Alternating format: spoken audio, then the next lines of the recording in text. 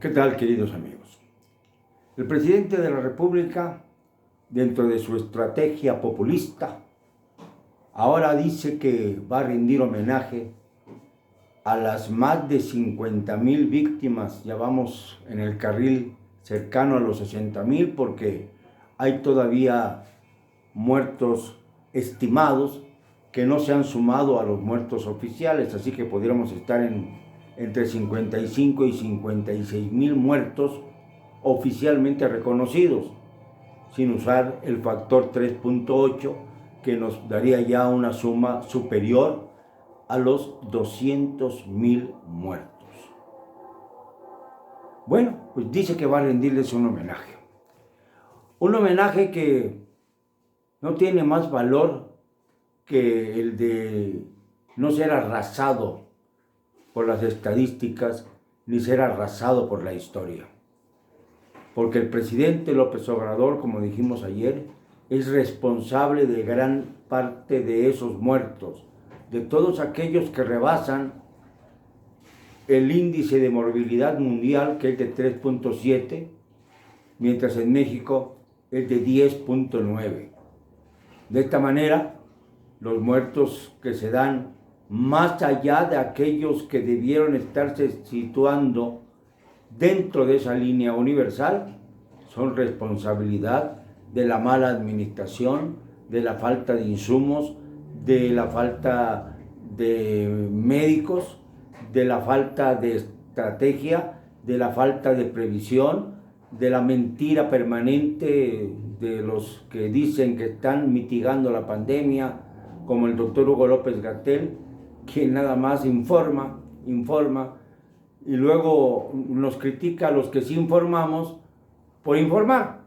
Esta es parte de la manipulación de una cuarta transformación que podemos decir es ya fallida.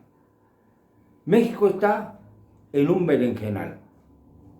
Por ahí aparece Ismael El Mayo Zambada García como el más buscado del mundo, como el número 1.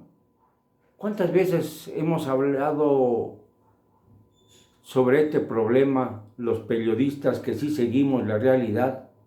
¿Y cuántas veces lo ha mencionado el presidente López Obrador? Lo segundo, ninguna. No ha hablado de este fenómeno que es uno de los más trascendentales para entender el presente mexicano. El Mayo Zambada y sobre todo la disputa interna entre los cárteles de la droga. México no puede seguir en esta circunstancia.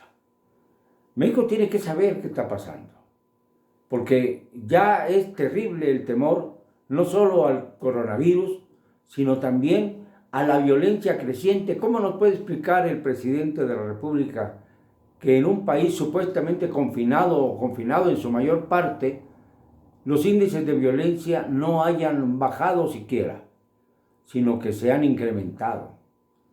Ya se habla de un aproximado de 65,000 muertos por la violencia de las bandas criminales en esta época terrible de pandemia.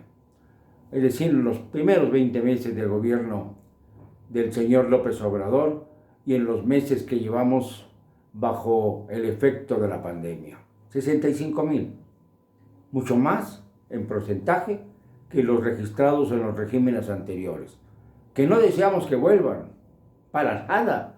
Lo que deseamos es que esto se transforme, que haya alguien que tenga lo que se tiene que tener bien puestos para enfrentar la realidad primero, enfrentar a las grandes mafias después y cumplir con su obligación fundamental, que para algo se postuló para ser presidente, que para algo buscó ser presidente durante 18 años, que para algo se pone la banda tricolor cuando le da la gana. Ya no cuando lo dice la Constitución o cuando lo dice la ley para el uso de los escudos y los símbolos nacionales. Ya no para eso, pero siquiera que sienta que ser presidente no es solamente pararse bajo un micrófono, frente a un micrófono, durante horas, en estas mañaneras sopiloteras que no dicen nada más que lo mismo y lo mismo y lo mismo. Ya la oposición está pidiendo que se suspendan las supuestas obras del aeropuerto de Santa Lucía, de la refinería de Dos Bocas, del Tren Maya, porque se van a quedar a medias. No hay capital para terminarlas, pero se sigue invirtiendo lo poco que se tiene, cuando ese poco que se tiene debiera estar destinado a la emergencia, a salir de esta crisis brutal que nos tiene avasallados y sobre todo a tratar de resistir los embates de la recesión que ya se sienten, porque se estaba pronosticado antes de la pandemia que la economía nacional iba a descender a menos 10%, en un crecimiento hacia atrás, a la baja. Entonces, después de la pandemia, podremos establecer que el porcentaje va a ser todavía mayor y va a ser mucho más difícil salir del atolladero. Lo ideal hubiera sido, claro, que México siguiera ciertas normas para emerger, como hemos dicho muchas veces, al mismo tiempo que los demás países que también sufrirán la ineludible recesión cuando termine esta terrible crisis del COVID-19. Pero bueno, lo que nos preocupa es México. Y México está mal gobernado. Y en México las personas que saben de economía, como podría haber sido el ex secretario de Hacienda Carlos Ursúa, han preferido alejarse y dejar en manos de mediocres segundones como Arturo Herrera, el actual secretario de Hacienda, el destino económico de nuestro país. Francamente, no ha habido ninguna medida acertada en este sentido. No hay previsión alguna. Se sigue gobernando como si fueran los caballos de los picadores con los ojos vendados, sin poder ver al enemigo que se acerca, al enemigo que es el virus y también el virus de la corona, no solamente el coronavirus, el virus de la corona, el virus de la autocracia, el virus de la insensatez, el virus de la antidemocracia, el virus, en fin, que siempre ha estado rastreando las huellas de aquellos que quieren progresar y que las han anulado. Como quieren anular las voces de protesta, como anulan la crítica, como han anulado incluso las voces de los opositores, de aquellos que en las cámaras debieran ser contrapeso a los abusos de poder. ¿Dónde están? Ahora han dicho que ya se paren las obras para destinarlas a la emergencia, pero solo eso, una tímida voz como un canto de sirena en los ojos y en los oídos del presidente de la República. Me parece tremendo seguir sumando la cantidad de muertes que se están dando en el país. Repito, no somos el tercer país con más muertes. Si nos vamos a la realidad, multiplicando por 3.8, como nos dijeron los científicos del extranjero y el propio López-Gatell, estaremos considerados como el país con más muertes que hay de coronavirus, por el coronavirus famoso, en el mundo. Somos el país peor administrado.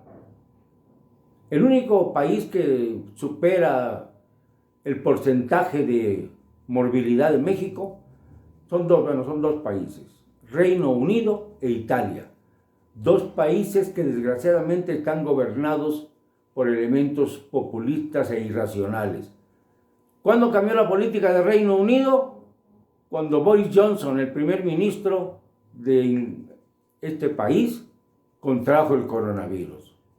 Y en Italia, cuando el confinamiento fue total y no podía detenerse el flagelo del COVID. Entonces, los mandatarios cambiaron su entorno y cambiaron su decisión. Y empezaron a afrontar con seriedad el problema. En México no ha sido así. En México ha sido todo lo contrario. Y como es así, el presidente se irá hundiendo poco a poco en los pantanos de la historia y pasará de ser el más popular de los mandatarios que han asumido el poder a ser quizá el más señalado por las generaciones que vienen detrás. Lo siento, no me van a callar y lo digo con cero cobardía.